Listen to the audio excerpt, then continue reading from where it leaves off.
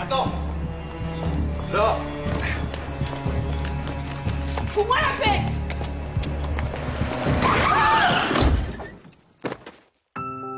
C'est vrai que depuis mon retour de Thaïlande, je collectionnais les tuiles. Mais là, c'était carrément ma vie entière qui s'écroulait.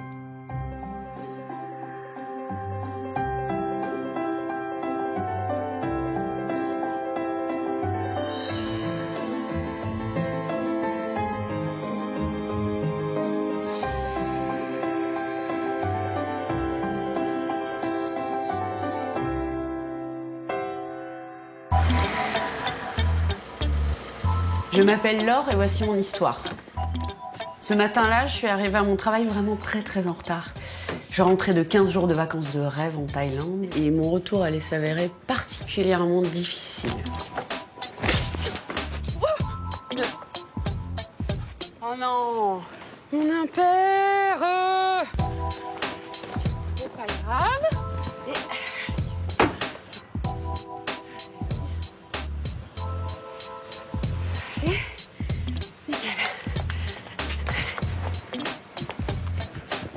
Excusez-moi.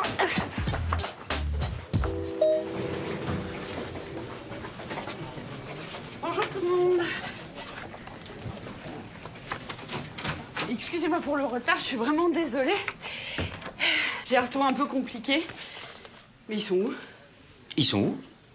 Laure, tu me demandes où ils sont? Sérieusement, tu me demandes où sont les clients qui t'ont attendu pendant 2 heures? Sans un mot d'excuse, sans un appel, rien? Attends, je t'ai laissé des messages, je t'ai appelé depuis l'aéroport, mon téléphone marche plus depuis 2 jours, je sais pas ce qui se passe. Ah bah non, j'ai pas eu tes messages. C'est ballot, ça.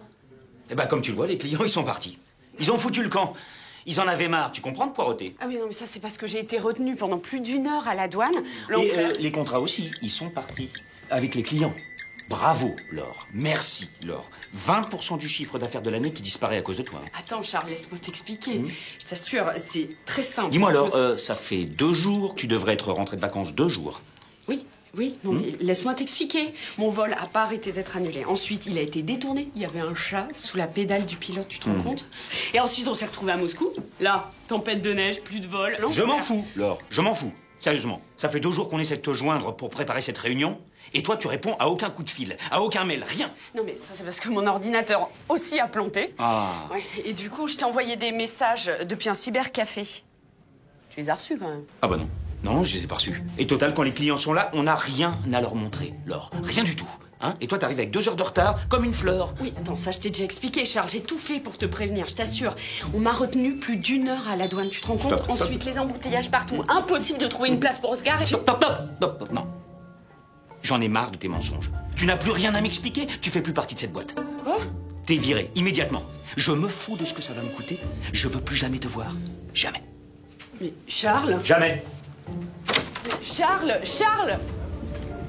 Je m'attendais à passer une matinée compliquée, mais alors ça, je dois reconnaître que je m'y attendais pas du tout. Ça faisait plus de 10 ans que je travaillais avec Charles. Je pensais qu'il me faisait confiance. Et puis en plus, j'avais tout fait pour essayer de le prévenir. Je comprenais vraiment pas ce qui se passait, quoi.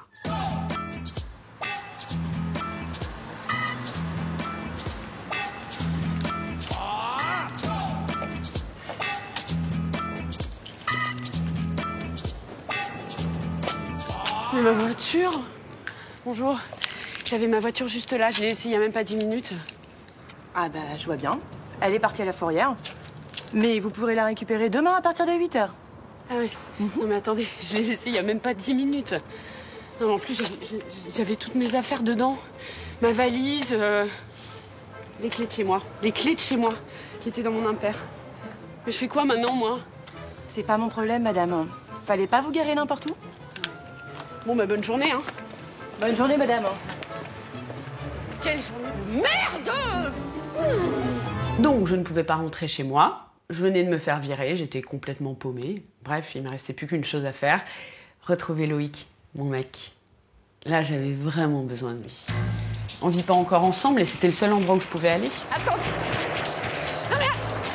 Ça non plus, ça n'a pas été simple. Déjà, j'aime pas forcément marcher des heures en escarpin, mais alors si tout, absolument tout se lit contre moi...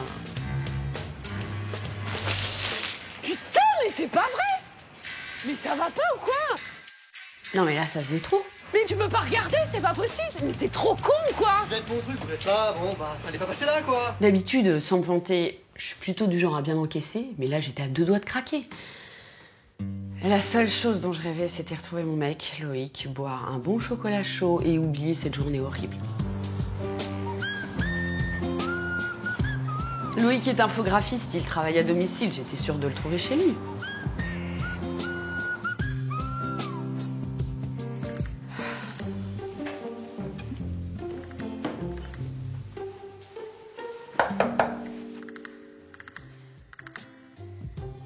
Loïc, ouvre-moi, j'ai pas mes clés. Ouais, j'arrive. Qu'est-ce que tu fais là?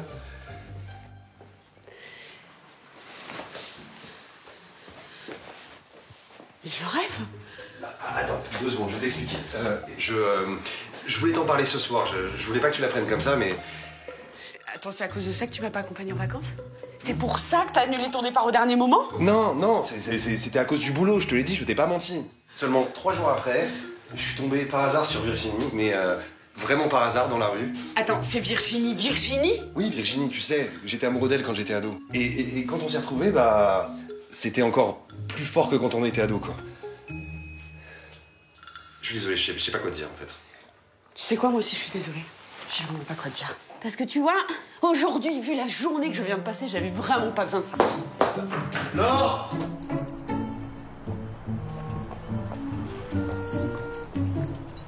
Non, attends! Laure! Fous-moi la paix!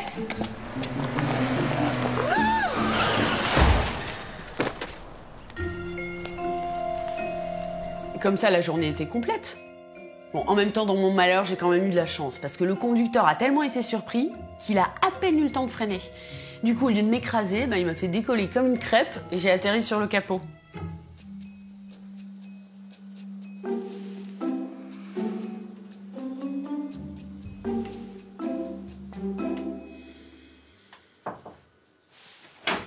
Bonjour. Bonjour. Je suis Agoun, votre médecin. Alors, selon les radios, vous n'avez rien de cassé. Comment vous vous sentez? Ça va. Mais vous avez de la chance, vous savez. Ah oui, non, ça c'est sûr.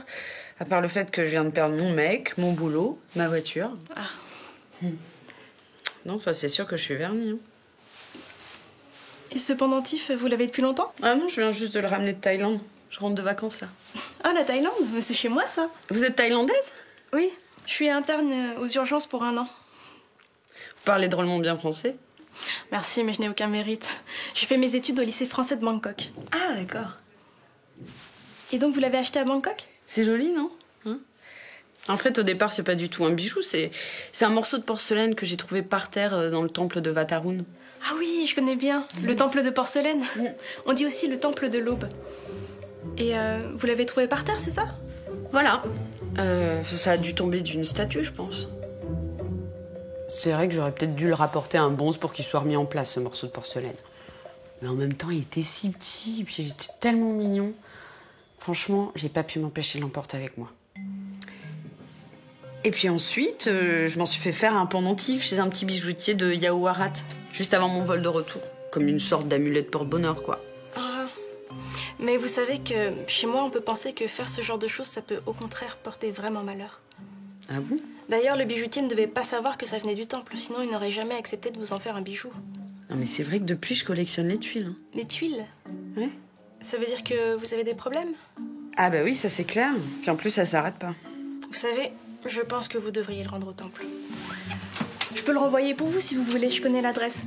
Je pourrais même écrire un petit mot en taille pour expliquer aux bonzes toute la situation et leur demander de faire une prière pour vous libérer de la malédiction. Bon, en attendant, on va vous garder quelques jours en observation. D'accord. Allez, bonne journée. Merci. Et c'est ce qu'on a fait. J'ai confié le bijou à Agoun pour qu'elle le renvoie au temple.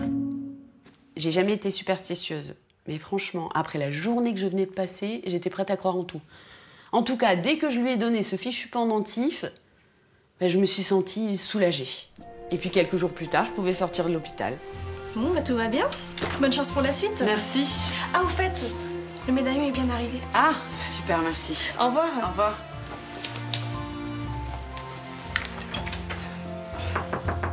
Oui. Coucou, Laure. Charles? Ça va? Écoute, tu vas pas me croire. Tous tes mails sont arrivés d'un coup cette nuit. Et ce matin, il y avait tous tes messages sur mon répondeur. Mais c'est une histoire de dingue, ça. Et j'ai appris pour ton accident, je suis désolé. Oui, oui, et alors? Ben voilà, c'est peut-être je me suis emporté. J'ai réagi un peu vite. Écoute, je te propose qu'on se retrouve demain au bureau. Hein? Ouais. D'accord. Sans rancune, hein? Oui, sans- Super. Eh, t'es pas en retard, hein? Non.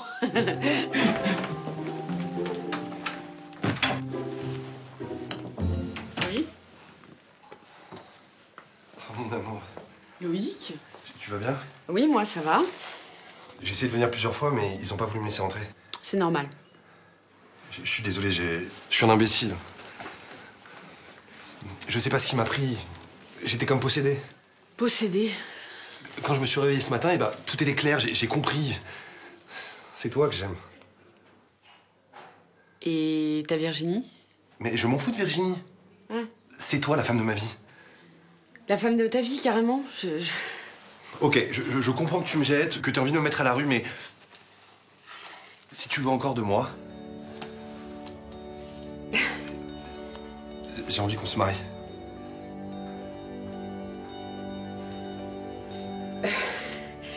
Décidément, la roue tourne vite. J'ai dit oui. Une semaine après, histoire de le faire mariner un peu, évidemment. Loïc et moi, on va se marier dans 2 mois, et en attendant, j'ai déjà emménagé chez lui.